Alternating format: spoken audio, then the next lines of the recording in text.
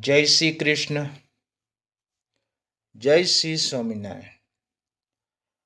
પ્રામાણિકતાનું મહત્વ. પ્રામાણિકતા શું છે? બહુ સુંદર પ્રેરણાદાયક વિચાર છે. તો મારો વિચારને ધ્યાનથી જરૂરથી સાંભળજો.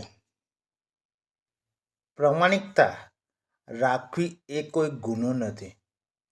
પ્રામાણિકતા એ કોઈ પરનો ઉપકાર નથી. એ તો આપણા જીવનનો એક શ્રેષ્ઠ વિચારધારા છે. ઘણી વખત સચ્ચાઈનો પ્રકાશ એવો હોય છે કે શેતાની આંખો ખોલવાને બદલે એને આંધળો જ કરી દે છે. પ્રામાણિકતાનો અર્થ છે કે સાચા અને વાસ્તવિક હોવું.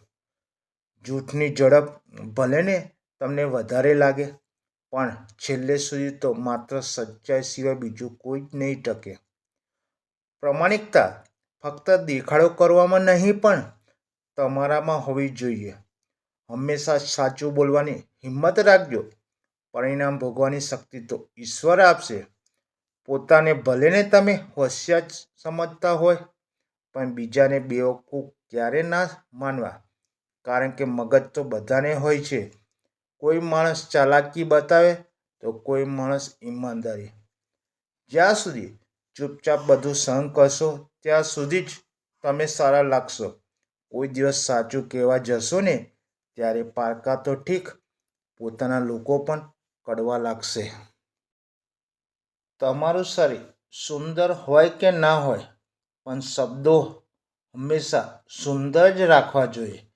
કારણ કે લોકો તમારા ચહેરાને કદાચ ભૂલી જશે, પણ શબ્દોને હંમેશા યાદ રાખી લેશે. કોઈ માણસ જો તમારું ખોટું કરે તો પણ એનું હંમેશા સાચું જ વિચારજો.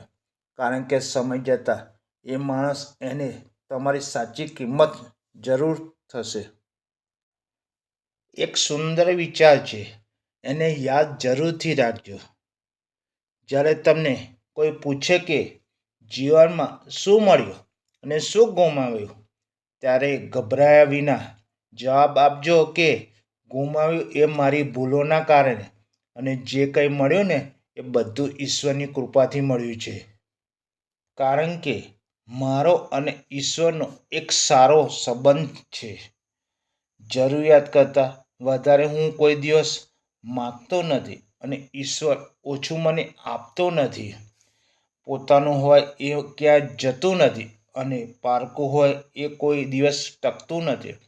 ખોટું કરીને કોઈ મોટું નથી થયું અને સારું કરીને કોઈ નાનું નથી રહ્યું. કોઈ પણ કાર્યમાં જો ભાવ તમારામાં નિસ્વાર્થ હોય ને, તો યાદ રાખજો કે ઈશ્વર હંમેશા તમારી સાથે જ હોય.